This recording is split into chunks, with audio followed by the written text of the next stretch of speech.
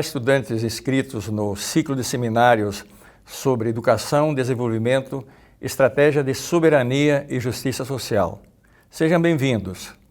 Estamos começando hoje este ciclo de seminário e é um prazer tê-los conosco. Sou o professor Gaudêncio Frigoto, coordeno esse ciclo de seminários, sou professor do Programa de Pós-Graduação em Políticas Públicas e Formação Humana da UERJ e é um prazer estar aqui com a equipe de coordenação e coordenar esse trabalho com o Claxo. Conheço muito bem o trabalho de Claxo, durante 4 anos representei o Brasil nesse conselho e sei da importância dessa instituição no desenvolvimento crítico, social, político, cultural na América Latina. Mas não só o pensamento, o apoio aos movimentos sociais, culturais, políticos que buscam alargar a soberania dos nossos países e a justiça social. Mas também um enorme prazer estar com a equipe jovem de pesquisadores, educadores que participam, inclusive, da cátedra da Unesco e, conjuntamente, fazer esse trabalho com vocês. Está aqui ao meu lado Pedro Guimarães Pimentel, Hugo Miller e Alberto Dias Mendes. Eles vão dividir conosco esse trabalho. Está hoje ausente, não pode estar presente também Bruno Miranda Neves. Também temos um conjunto de convidados, a começar por Mônica Bruckmann, que é diretora da cátedra da Unesco aqui na UERJ, professor Zacarias Gamas, professor Fernando Guimarães e também Aloísio Bevilacqua. Comporão exatamente o diálogo para dar chaves, digamos, de leitura, de debate, de questões para esse ciclo de seminários. Durante a apresentação, para chamá-los a se inscreverem nesse ciclo, eu apresentei os eixos, não vou reiterá-los. Apenas dizer que esse conjunto de seminários são, do nosso ponto de vista, extremamente importantes no contexto regressivo da democracia da América Latina e de governos neoconservadores e neoliberais, que não têm na sua agenda nem o desenvolvimento sustentável, nem a soberania, nem a ciência, nem a educação. Oxalá que esses seminários nos ajudem a empoderar, a avançar na ciência, no desenvolvimento, na tecnologia e na educação, que gera autonomia, justiça social e soberania em nosso continente. É um prazer estar compondo esse seminário a convite do professor Gaudêncio Frigoto. Eu sou responsável por coordenar 3 aulas. A segunda aula, a aula 2, que é a respeito da história do desenvolvimento do capitalismo latino-americano, na qual a gente vai abordar, desde o século XIX, um panorama das políticas de desenvolvimento e da maneira em que a América Latina se integrou subordinadamente ao capitalismo central. Na aula 5, com a participação do professor Aloísio Bevilacqua, abordaremos questões relativas à ciência e à tecnologia, como que o materialismo histórico compreende o desenvolvimento tecnológico e qual é o papel da relação entre a apropriação privada, o modo de produção capitalista e a revolução científico-técnica. Finalmente, a aula 7, junto com o professor Fernando Pimentel, debateremos acerca das teorias decoloniais em relação ao saber e à produção de conhecimento. Nos perguntaremos como que as teorias decoloniais, o que elas têm a dizer sobre o desenvolvimento da América Latina e qual a contribuição para a superação da condição periférica e subdesenvolvida da América Latina. Olá, eu sou Alberto Dias Mendes, sou professor da Faculdade de Gama e Souza e sou professor também no estágio de pós-doc no Programa de Políticas Públicas e Formação Humana da Universidade do Estado do Rio de Janeiro. Eu estarei coordenando 2 aulas nesse nosso seminário, a aula 3 e a aula 9. Na aula 3, nós vamos tratar de um tema muito importante na América Latina, ligado à teoria marxista da dependência. Nós temos na nossa bibliografia Paulo Gonzalez Casanova, temos o Teotônio dos Santos, temos também Celso Furtado e Florestan Fernandes. 3 eixos serão abordados nessa nossa aula. Nós vamos falar do capitalismo dependente, em seguida nós vamos tratar da questão da ascensão dos movimentos de intolerância na América Latina com um viés fascista e, em terceiro lugar, nós vamos tentar refletir sobre o papel das classes populares e dos movimentos sociais na dinâmica da luta de classes na América Latina. Essa aula terá como uma convidada a professora Mônica Bruckmann. Na aula 9, nós vamos tratar da questão da educação. A educação como um instrumento de disputa ideológica dentro do capitalismo contemporâneo. Nessa aula, nós temos como a nossa bibliografia Paulo Freire, Anísio Teixeira e Álvaro Vieira Pinto.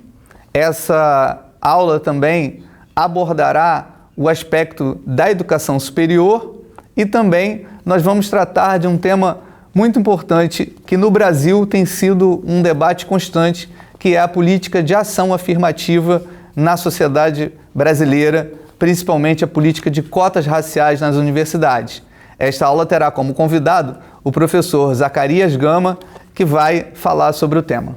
Meu nome é Hugo Miller, sou mestre em História Política pela Universidade do Estado do Rio de Janeiro. Neste seminário, estou responsável pelas aulas 4 e 6. A aula 4 consiste em debater as opções de desenvolvimento da América Latina a partir de meados do século XX. Portanto, nós vamos abordar os dilemas desenvolvimentistas na década de 50, depois a gente vai trabalhar e ver os conceitos chaves das teorias de dependência, que são formulados a partir da década de 60, já questionando os dilemas desenvolvimentistas, e até chegar mais para a atualidade, em uma perspectiva crítica, sobre o processo neoliberal que se abateu por toda a América Latina. Na aula 6, nós vamos trabalhar com universidade e domínio tecnológico. Primeiramente, iremos fazer uma abordagem comparativa sobre os modelos de desenvolvimento das universidades do capitalismo central, da Europa e Estados Unidos, e depois vamos trazer para a nossa realidade latino-americana, como que se funda a universidade moderna na América Latina. Num segundo momento desta aula, nós iremos abordar alguns conceitos de Darcy Ribeiro, que escreveu a obra A Universidade Necessária, uma obra um tanto quanto pouco lida, mas muito fundamental para a gente entender os problemas e as crises das universidades latino-americanas. E, por fim, apresentar rapidamente alguns dados que mostram a diferença entre produção científica e domínio tecnológico. Olá, agora estou de volta para apresentar as duas aulas que Bruno Miranda Neves e eu somos responsáveis, aula 8 e 10. Na aula 8, vamos discutir a função social da escola dentro do sistema capitalista. Aí nós vamos ter como referência o texto de Pierre Bourdieu e um livro meu, A Produtividade da Escola Improdutiva. E ali nos preocuparemos em mostrar que na sua origem a escola é progressista, porque a burguesia como classe revolucionária tinha que enfrentar a aristocracia e, sobretudo, enfrentar a metafísica da igreja. Mas, ao longo das crises do próprio capitalismo, a escola vai sendo cada vez mais a escola do capital e, portanto, como Bourdieu apresenta, reprodutora das relações sociais. E com as crises se agravando, essa regressão é cada vez mais funda. E aí entram os conceitos de capital humano ou as noções de capital humano, pedagogia das competências, qualidade total e etc. Esta é a aula 8. Como nós vimos antes com o Alberto, também a escola é espaço de luta. Portanto, a aula 9 já vai tratar dessa questão da luta de classe que se expressa na própria escola. E a aula 10 é mais propositiva, no sentido de qual é a escola que vai além do capital. E ali nós vamos utilizar, sobretudo, as análises de Istvan Meszaros, mas também de Dermermat Saviani e outros autores que estão na bibliografia complementar. É importante frisar que há uma distinção em Meszaros entre capital e capitalismo. O capitalismo existiu antes, o capital existiu antes do capitalismo.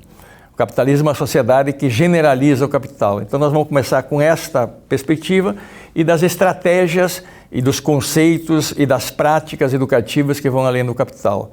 Vamos também exemplificar com movimentos sociais da América Latina que, na prática, estão construindo essa educação que vai além do capital. Mas também dentro da escola pública latino-americana, existem inúmeras experiências e intelectuais que atuam na perspectiva de ir além do capital.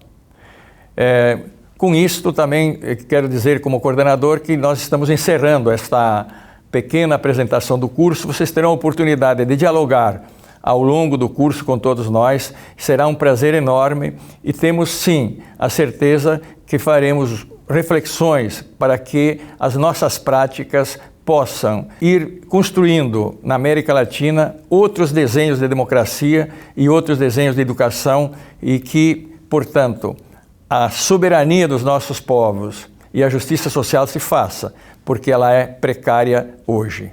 Como trabalho de conclusão de curso, pensamos a proposta de que os alunos deverão, então, estudar políticas de desenvolvimento escolar e educacional em diversas localidades da América Latina, podendo ser a partir de suas próprias nações ou de exemplos de outras nações latino-americanas que sigam o roteiro apresentado por nós, os conceitos de desenvolvimento, de dependência, de tecnologia, de revolução científico-técnica, de colonialidade, de função social da educação. Então, a nossa proposta de trabalho final é aplicar todo o suporte teórico e conceitual que o nosso curso oferece para compreender uma política educacional. Neste sentido, como um estudo de caso e um exemplo, na última aula, a aula 11, nós avaliaremos a política de desenvolvimento educacional que foi realizada no Brasil, nos governos finais do PT, acerca das ciências sem fronteiras. Debateremos, então, se as ciências sem fronteiras contribuíram para a superação da condição periférica ou se elas reforçaram essa condição.